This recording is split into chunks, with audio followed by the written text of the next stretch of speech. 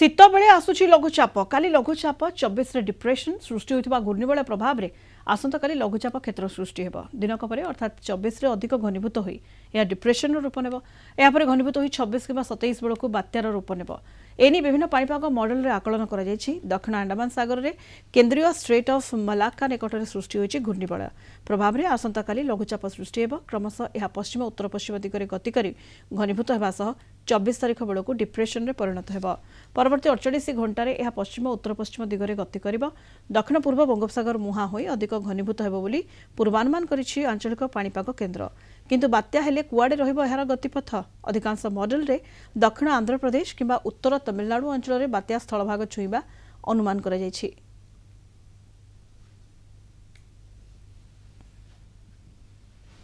23 तारिख सुधा गोटे लघुचाप रे परिणत हेबो से समान अंचल रे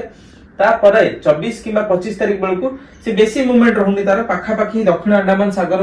किंबा सेही अंचल रे ही से घनीभूत हेबो जहा प्रोग्राम कबरे 24 तारिख बेलकु से घनीभूत हेबो अपपात रे परिणत हेबो एवं ता पाखरे जदि वर्तमान आपण आकलन देखिबे समस्त मॉडल मानक आकलन रहउची पाखा पाखी